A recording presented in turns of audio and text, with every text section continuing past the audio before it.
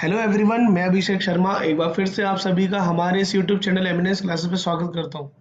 जैसा कि दोस्तों आप सभी को पता है कि हम अभी गेट 2020, गेट 2019, 18 एंड 17 तक आ गए हैं अपने गेट के previous year question solution series को लेकर।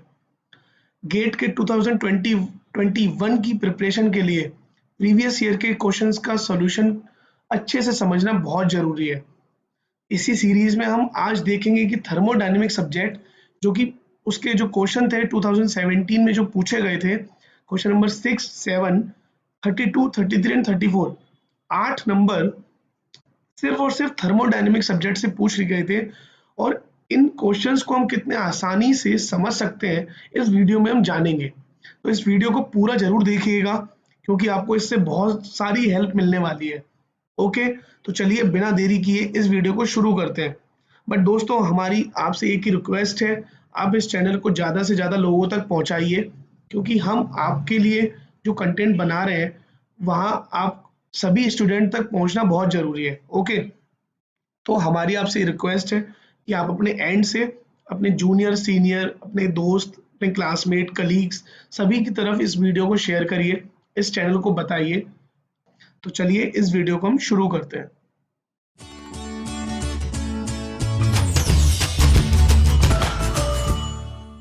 सबसे पहले जो क्वेश्चन पूछा गया था, क्वेश्चन नंबर 6, सबसे पहले इसको पढ़ लेते हैं हम, क्या लिखा हुआ है इसमें।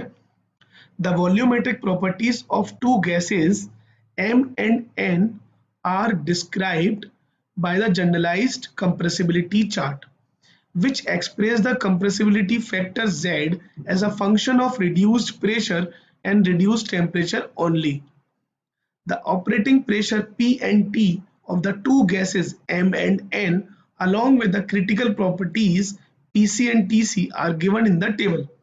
तो यहाँ पर आपको क्या बोला गया है, दो गैस हैं आपके पास, पहली है M, दूसरी है N।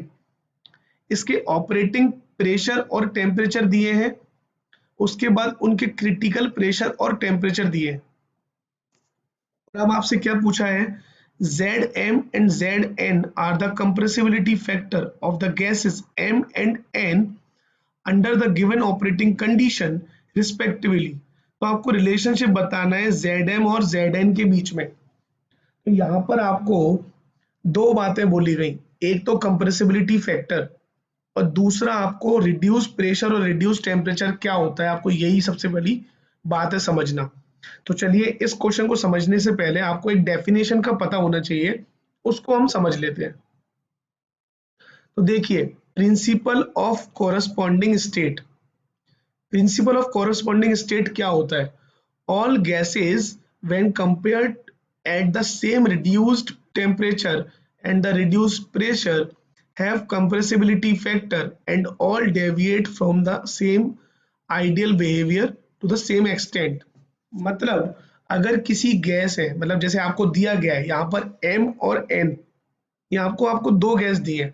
अगर मैं इन दो गैसेस का रिड्यूस टेम्परेचर और रिड्यूस प्रेशर निकाला जाए और अगर वो सेम आता है तो वो दोनों गैसेस एक जैसा बिहेवियर करेंगी आइडियल बिहेवियर से, जितना वो एक्सटेंड कर रही है। ओके, और उनकी जो कंप्रेसिबिलिटी फैक्टर की वैल्यू होगी वो भी सेम होगी।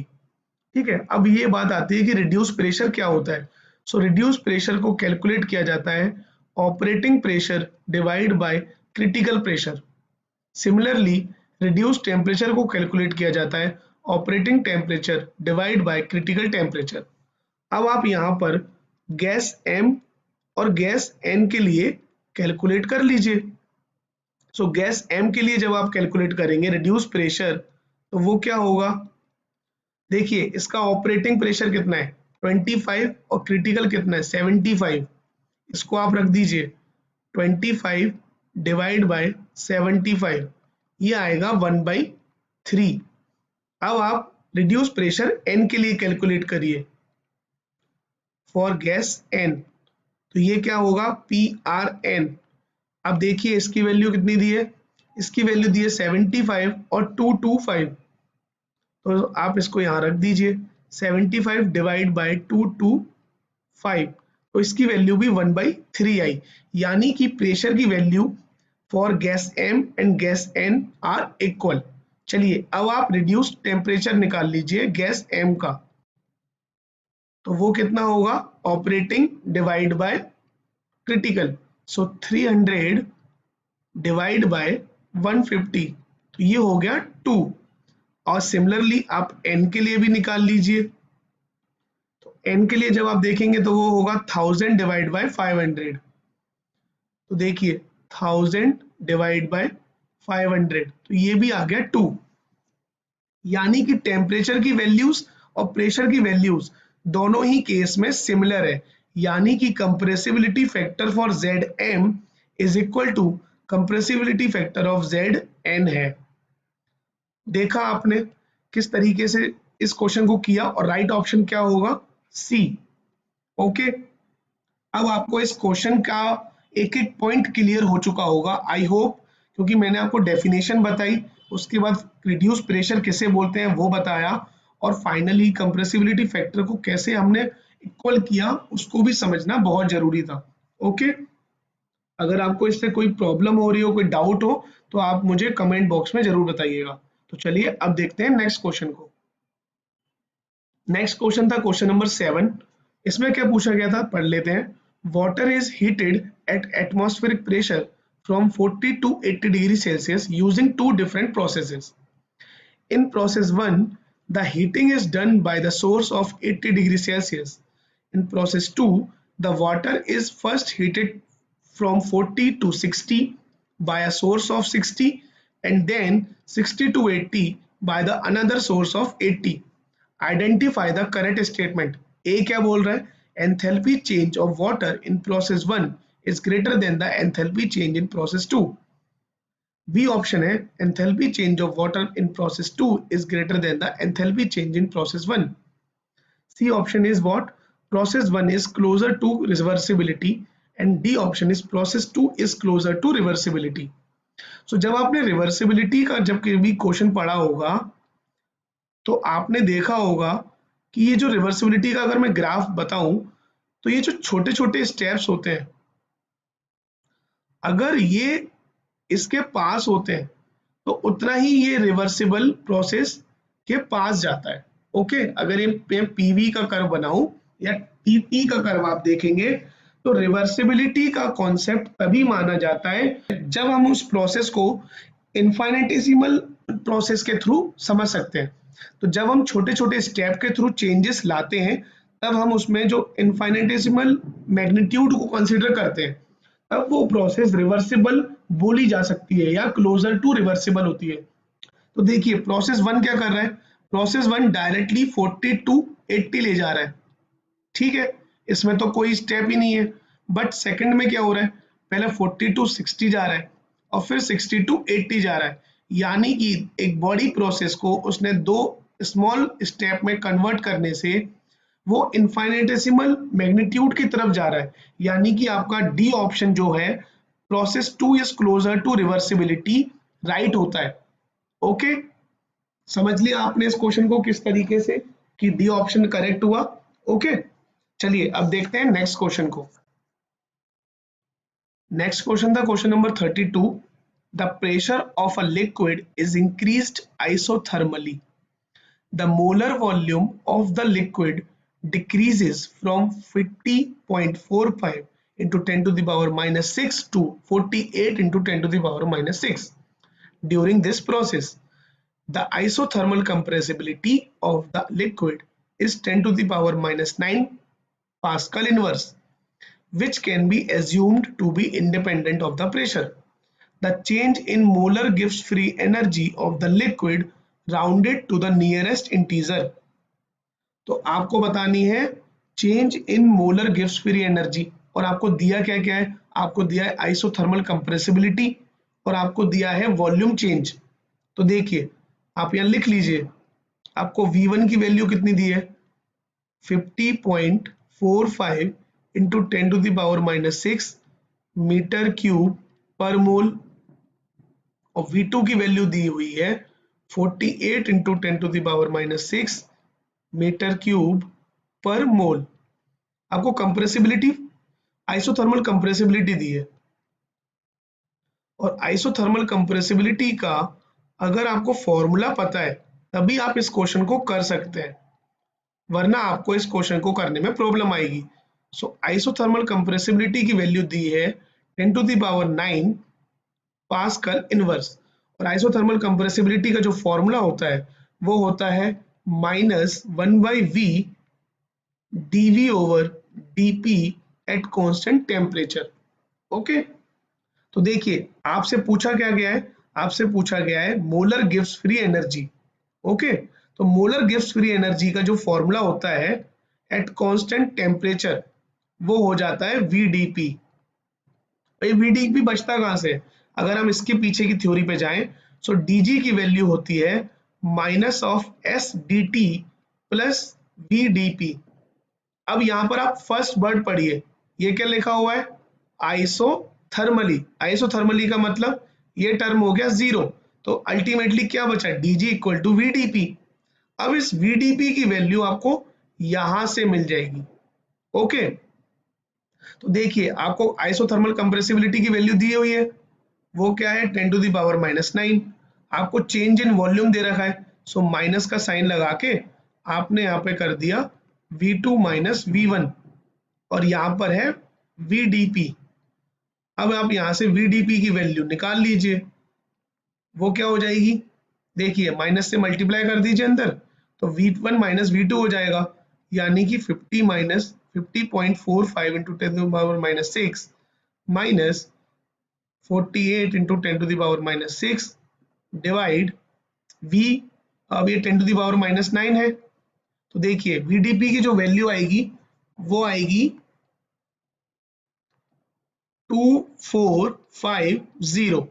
ओके, और यही क्या है, आपका आंसर भी है, देखिए 2450। ये यहाँ पे मैं इसको बॉक्स में बना के दे देता हूँ, और ये आपका आंसर हो गया। अब आप मुझे बताइए इस क्वेश्चन को करने के लिए आपको सिर्फ 2 लाइन लगी, आपको ये पता होना चाहिए था कि आइसोथर्मल कंप्रेसिबिलिटी का फॉर्मूला क्या है, और आपको डीजी की इक्वेशन पता होनी चाहिए थी, सिंपल। और आपको ये वैल्यूज डायरेक्टली सिर्फ एक ही लाइन सॉल्व करनी है, बस माइनस करना है V2 माइनस V1 और डिवाइड देना है कंप्रेसिबिलिटी फैक्टर से, और आपका आंसर आ जाएगा। देखा आपने कितना आसान था ये। चलिए अब देखते हैं नेक्स्ट क्वेश्चन को। नेक्स्ट क्वेश्चन था क्वेश्चन नंबर 33, और इस क्वेश्चन को पढ़ने से पहले मैं आपको बताना चाहता हूँ कि गेट में कोई भी क्वेश्चन पूछा जाए आपको एक एक वर्ड संभाल कर पढ़ना है। संभालने का मतलब ऐसा नहीं कि आप बहुत धीरे धीरे पढ़ेंगे, बट हर वर्ड का एक मतलब होता है, तभी वो उसमें लिखा गया है। तो आपको क्वेश्चन सॉल्व करने से पहले ये आपको ध्यान रखना है कि आप जो पढ़ रहे हैं क्वेश्चन में, क्या वो आप सही पढ़ रहे हैं। ठीक है, चलिए आप इस क्वेश्चन को पढ़िए। A sparingly soluble gas solute is in the equilibrium with the solvent at 10 bar. The mole fraction of the solvent in the gas phase is 0.01. At the operating temperature and pressure, the fugacity coefficient of the solute in the gas phase and the Henry law constant are this. Assume that liquid phase obeys Henry law. The mole percentage of the solute in the liquid phase rounded to the second decimal. तो आपसे पूछा गया है कि solute की concentration बताओ, मोल percentage बताओ liquid phase में।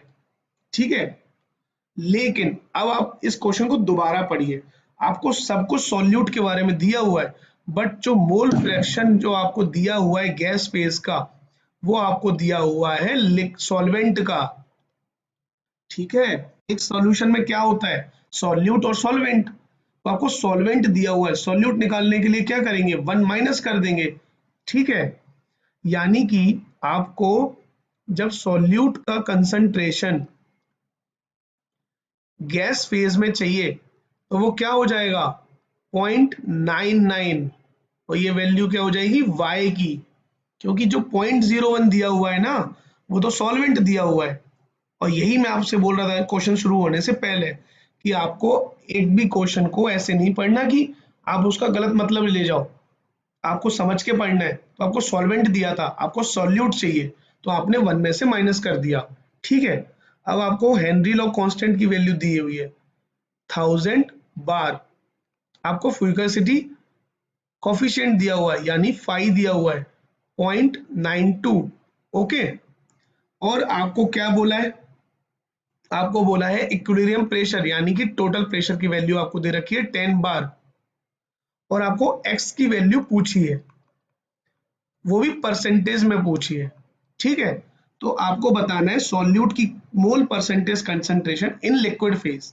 तो देखिए हेनरी लॉ और जब राउल्ट्स लॉ को आप ज्वाइन करेंगे हेनरी लॉ को, तो आप फॉर्मूला कौन सा बनाएंगे, वो फॉर्मूला बनेगा phi Y into P equal to X into H, ये बनेगा।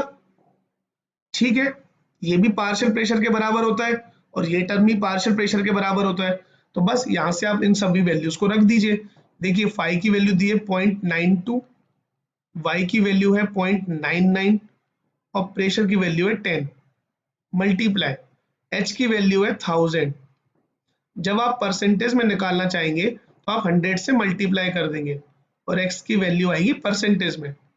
सो फाइनली एक्स की वैल्यू जो परसेंटेज में निकल कर आएगी वो होगी 0.91 परसेंटेज। देखा आपने किस तरीके से आपने इस क्वेश्चन को सॉल्व किया है। क्या ये क्वेश्चन बहुत टिपिकल था, बहुत कठिन था? लेकिन नहीं, अगर आपने एक छोटी सी मिस्टेक कर दी और यहाँ पर आपने y को 0.01 मान लिया तो ये आपका आंसर गलत ही लाएगा हमेशा, और आप पेपर में बैठ के कभी नहीं पता कर सकते कि जो आपने किया है क्या वो सही है या गलत है। इसलिए मैं आपसे बार बार बोल रहा हूं कि आपको क्वेश्चन को पढ़ना है ध्यान से कि आपको क्वेश्चन में दिया क्या गया है। ओके, चलिए अब देखते हैं इस वीडियो का लास्ट क्वेश्चन। 2017 में लास्ट क्वेश्चन था क्वेश्चन नंबर 34, और जो कि पूछा गया था क्या, देख लेते हैं। The vapour pressure of a pure substance at a temperature T is 30 bar. The actual and ideal gas values of G by RT for the saturated vapor at this temperature T and pressure T bar 30 bar are 7.0 and 7.7 respectively. Here G is the molar Gibbs free energy and R is the universal gas constant. The fugacity of the saturated liquid at this condition. तो आपको पूछा है फ्यूजेसिटी क्या है, आपको क्या क्या दिया हुआ है, आपको P की वैल्यू दी है, क्या दी है 30 बार, आपको actual G by R T कितना दिया हुआ है 7, आपको आइडियल क्या दिया हुआ है 7.7। ओके, चलिए अब आप इस क्वेश्चन को सॉल्व कैसे करेंगे, ऐसे लिंकअप बनाएंगे। आप मुझे एक चीज बताइए, बेसिक डेफिनेशन ऑफ फ्यूगेसिटी की क्या होती है? फ्यूगेसिटी को हम जब आइडियल रियल गैस के टर्म्स में पढ़ते हैं तो it is denoted a pressure of real gas. ठीक है, वही आइडियल केस में क्या होता है pressure in terms of P. तो जब आप आइडियल का केस पढ़ते हैं तो जो जी की वैल्यू होगी वो क्या होती है R T L N P. Okay, लेकिन जब आप एक्चुअल केस पढ़ते हैं सो जी की वैल्यू बन जाती है R T L N F. अब यहाँ पे मैं आई और ए लिख सकता हूँ आइडियल और एक्चुअल को डिनोट करने के लिए, equation number 1 and equation number 2। Okay, बस अब आपको कुछ नहीं करना, आपको प्रेशर फ्यूगेसिटी की वैल्यू निकालनी है, बाकी सभी वैल्यूज आपको दी है। तो इक्वेशन नंबर 2 माइनस 1 कर देते हैं, equation number 2 minus equation number 1। So ये क्या हो जाएगा G A minus G I equal to R T, यहाँ आप एल एन की प्रॉपर्टी लगा देंगे एफ अपॉन पी। ओके, यहाँ आर टी से डिवाइड दे दीजिए, so G A by R T minus G I by R T equal to L N F upon P. Okay, तो यहाँ से आप एल एन, यहाँ से आप एफ की वैल्यू निकाल सकते हैं, कैसे निकालेंगे बताइए। एफ की वैल्यू होगी पी मल्टीप्लाई एक्सपोनेंशियल, और यहाँ पे इन दोनों की वैल्यू क्या है 7 माइनस 7.7। ओके, पी की वैल्यू आपको दे रखी है 30, तो एफ की जो वैल्यू हो जाएगी वो क्या हो जाएगी 30 मल्टीप्लाई एक्सपोनेंशियल माइनस ऑफ 0.7। बस आपकी f की वैल्यू आ गई 14.89 बार और यही हो गया आपका फाइनल आंसर। आप इसको एक बार दोबारा देख लीजिए, आप क्वेश्चन को पूरा पढ़ लीजिए। आपको प्रेशर दिया हुआ था, आपको दो वैल्यूज दी थी एक्चुअल और आइडियल की, आपको पूछा गया था फुगेसिटी और कुछ भी नहीं बोला गया था। तो आपने आइडियल की डेफिनेशन लगाई, आपने एक्चुअल की डेफिनेशन लगाई, इसमें से इसको माइनस कर दिया और फाइनली आपको एफ की वैल्यू मिल गई। क्या आपको ये क्वेश्चन बहुत टिपिकल लगा? नहीं ना। ऐसे ही हम आने वाले वीडियोस में भी अपने गेट की तैयारी के लिए बहुत अच्छे से प्रीवियस ईयर क्वेश्चन सॉल्यूशन करेंगे, उनका एनालिसिस करेंगे। ओके दोस्तों, तो आज की वीडियो में इतना ही। अगर आपने इस वीडियो से हेल्प, आपको लगता है कि आपको हेल्प मिली है, आपको अच्छी लगी है, तो इस वीडियो को लाइक करना ना भूलिएगा। साथ ही साथ इस वीडियो को शेयर करना बिल्कुल ना भूलिए। ज़्यादा से ज़्यादा लोगों तक आप इस वीडियो को शेयर करिए। साथ ही साथ हमारी आपसे रिक्वेस्ट है कि अगर अभी तक आपने इस चैनल को सब्सक्राइब नहीं किया है तो प्लीज़ इस चैनल को सब्सक्राइब करना ना भूलें और बेल आइकन को भी हिट कर दीजिए। मिलते हैं अगले वीडियो में एक नए टॉपिक के साथ। थैंक यू सो मच दोस्तों।